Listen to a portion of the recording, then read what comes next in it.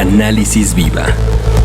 Un espacio único de la Bolsa Institucional de Valores, donde los especialistas económicos más renombrados ofrecen semana a semana sus perspectivas sobre los mercados financieros. Análisis Viva. ¿Qué tal? Bienvenidas, bienvenidos. Mi nombre es Salvador Leal, director de comunicación de la Bolsa Institucional de Valores, y les doy la bienvenida al podcast semanal Análisis Viva.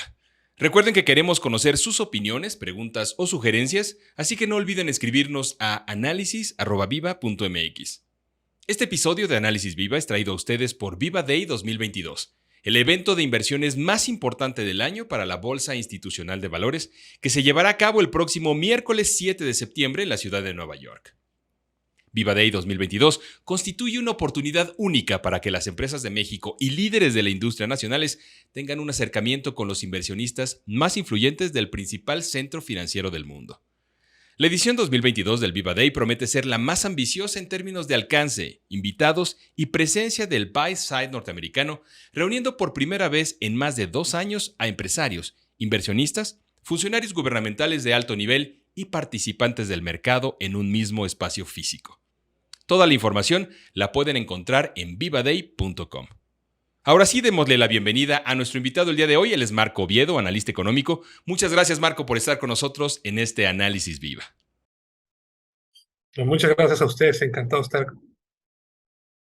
Si te parece bien, comencemos con un tema que ya deja de ser coyuntural, querido Marco, y que se está volviendo parte del escenario global, por lo menos para los siguientes meses, y que tiene que ver con la inflación. ¿Cómo ves tú ese fenómeno?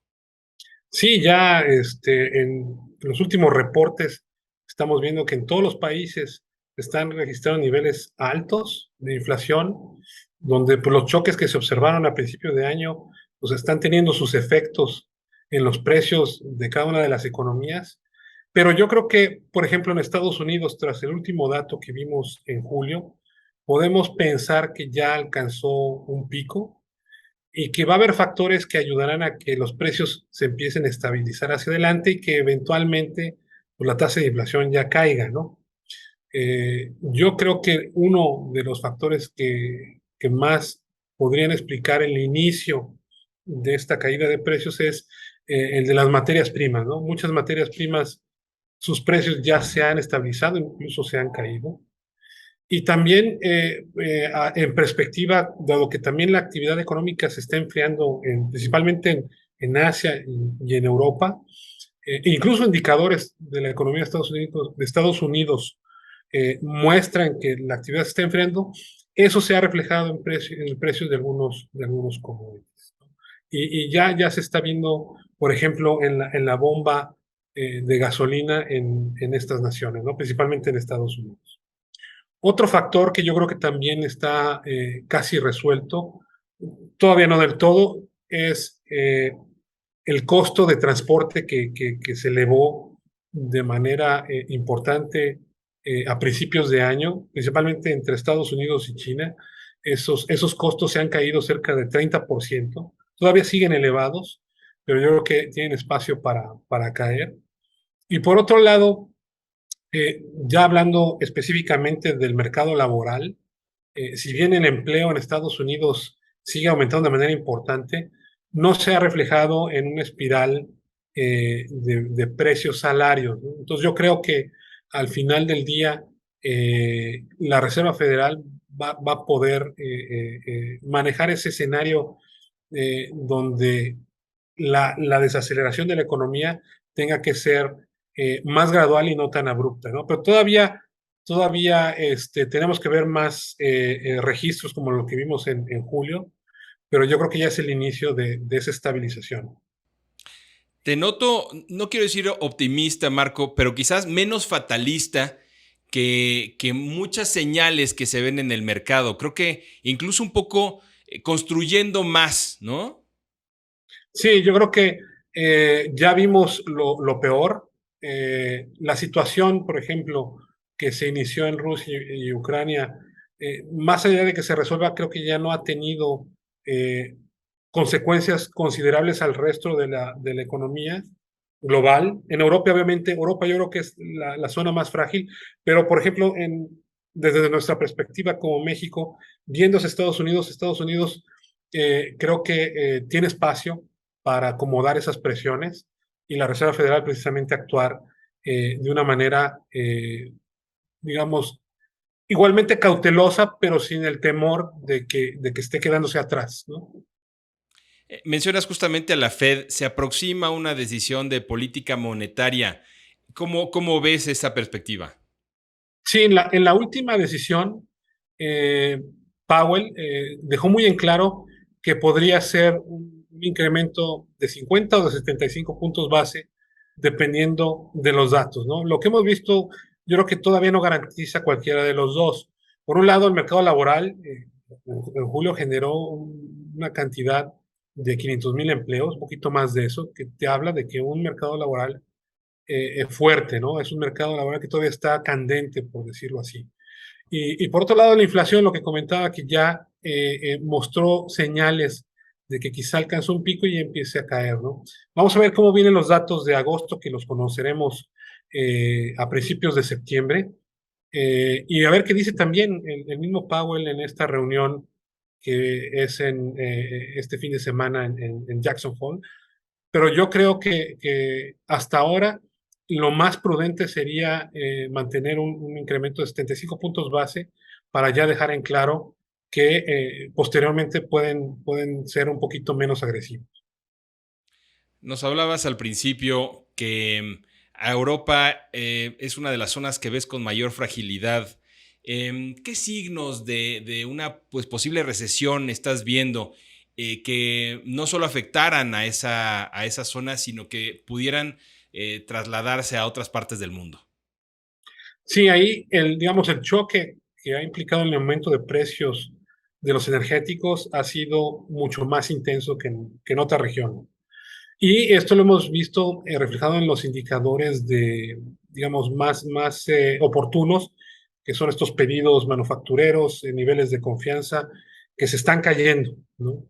Y yo creo que es lo natural esperar que la actividad tenga que caerse si las empresas de repente están observando estos incrementos que nunca se habían visto, al menos en los últimos 20 años, ¿no? Entonces, yo creo que no nos debería sorprender que la actividad en Europa empiece a debilitarse en mayor medida hacia el invierno, ¿no? Finales de este año, principios del otro. Y yo creo que ahí sí la recesión o digamos el crecimiento negativo, como le queramos denominar, es un hecho ya. Oye, Ahora, ¿cómo afecta a otros? Sí, no, ¿cómo no, afecta justo. a otros países? Yo creo que la periferia, ¿no? Los emergentes que están alrededor, Polonia, República Checa, Hungría, pues van a tener dificultades, Polonia sobre todo, ¿no? Quizá el norte de África también, ¿no? Pero ahí, por ejemplo, la pregunta es, ¿qué tanto va a afectar a Estados Unidos? Yo creo que Estados Unidos tiene una economía bastante flexible, sólida, que podría aguantar una menor actividad en Estados Unidos. En Y, Europa, perdón. y yo creo que te adelantas un poco a mi pregunta, porque eso significaría, ¿qué implica para México? ¿No? ¿Qué implica para quienes están aquí, bueno, quienes estamos aquí y los tomadores de decisiones, los decisores de la política monetaria y fiscal? Sí, no, en México yo creo que puede enfocarse más bien en lo que sucede en Estados Unidos, ¿no? Obviamente es importante lo que pasa en Europa, pero yo creo que los efectos directos son mucho más débiles. Creo que son buenas noticias que la economía de Estados Unidos todavía tiene señales de que si bien no se está expandiendo, se están enfriando ligeramente. Y entonces, pues, por ejemplo, el Banco Central, Banxico, debería enfocarse completamente en el control de la inflación. Tuvimos el dato de inflación de la primera quincena de agosto recientemente y te muestra que todavía hay presiones que van a mantener la inflación en niveles elevados. Eso sumado a otros factores que estamos observando, ¿no? Los salarios ya están aumentando, al menos los que son contractuales y reportados por la Secretaría del Trabajo, están registrando aumentos ya acordes con la inflación de 8 o 9%, ¿no? Entonces el riesgo es de que empiece una carrera de precios salarios que te mantenga las presiones de inflación por más tiempo.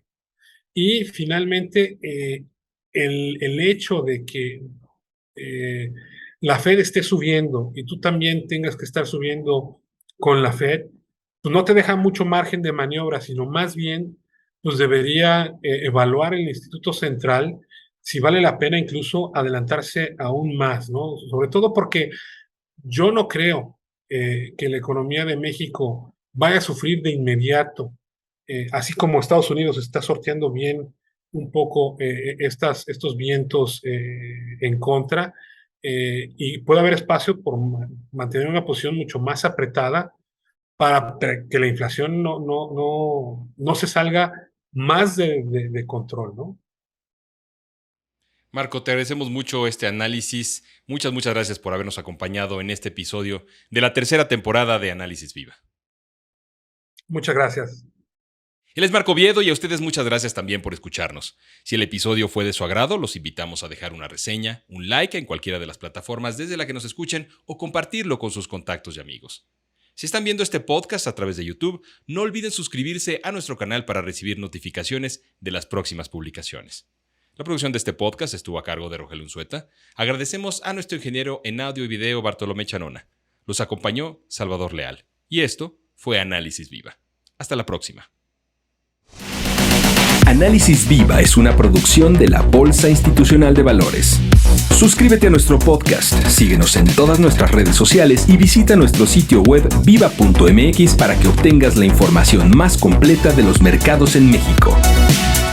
Análisis Viva.